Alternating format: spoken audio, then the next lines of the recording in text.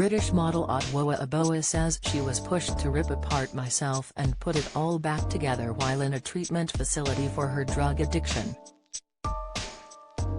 The socialite and former front cover star of Vogue, 30, added that she is lucky to be sober and go to treatment as it forced her to confront herself and her addiction issues.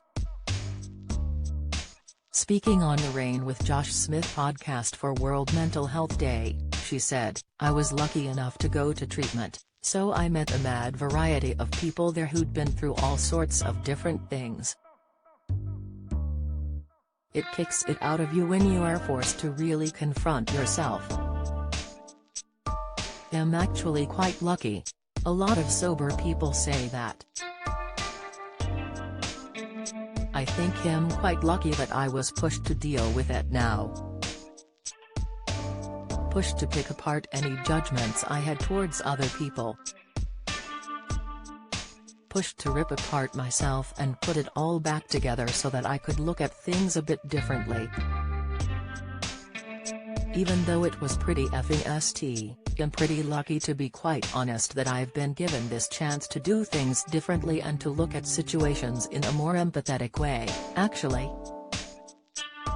The model, who is often seen on the front row of major fashion shows, has been open about her problems with drink and drugs. Back in 2016 she candidly spoke about first trying marijuana at the age of 14 after getting drunk at a house party.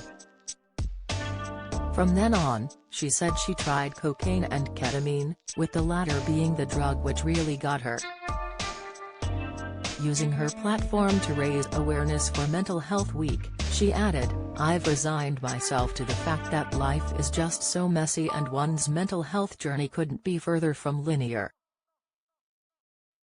So the fact is it's just ebbs and flows and we find ways of dealing with things and then we're confronted with another thing, whether it be grief or identity or love or sex, it's endless. I think because our stories change and evolve, and we grow so our perspective on things changes, and it's so mad that you can look at a situation that happened a few years ago and then with some age and wisdom you suddenly reframe it and you're like, okay, maybe it was my fault. Or maybe there are different ways that we can look at things." I think that comes with age, definitely. I've started really putting into place those boundaries and knowing what's good for me and what is not good for me. The model, who has starred on the cover of Vogue and been named Model of the Year at the British Fashion Awards, also said that sobriety was like a grieving period and she experienced great loneliness during that time.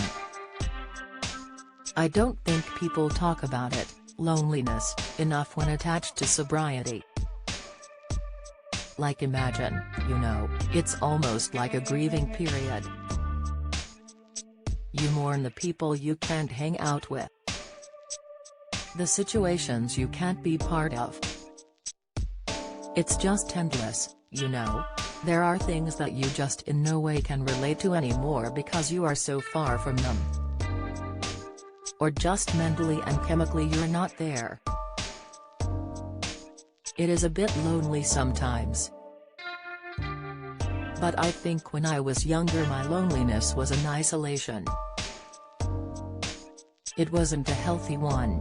It was one that kept me from asking for help, it was one that kept me low and in the dark and unable to see anything better. Now I am not afraid of being by myself." I was talking to a friend the day after I went to Glastonbury and it was funny because sobriety for me is easier and harder. It's easier because it's like second nature.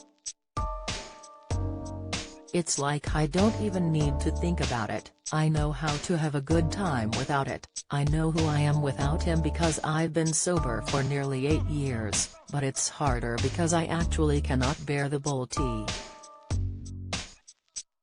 The old me knew how to fake it, I could go into situations and just be like, yeah, and listen to the chat and get on with it. Now I know myself so well.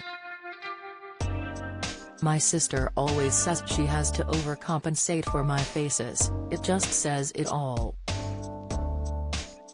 So in that way it's got harder because I don't feel the need to test myself. I know where I feel good, I know where I don't feel good.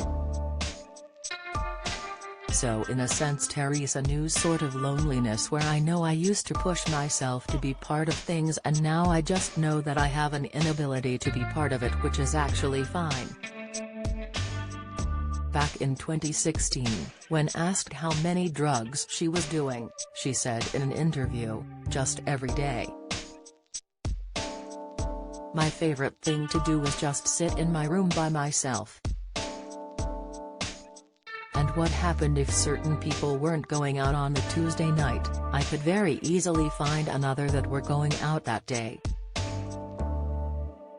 Then maybe they were going out on Wednesday, so I would go out with them. I don't think I necessarily wanted to stop, I just. My parents sent me to Arizona for rehab. The people that I grew up with, they took a lot of drugs, so it wasn't necessarily unheard of, it was normal, so I got away with it for a long time." On it affecting her modeling, she said it affected how she viewed her self-image. "Losing out on jobs and being judged on your appearance, I definitely got a second skin and got used to it, but more so now I realize that it definitely didn't help. It definitely contributed to the way I feel about things about myself. I don't know if getting scouted was a booster, I definitely don't feel like it made me feel any better about myself by being in a magazine."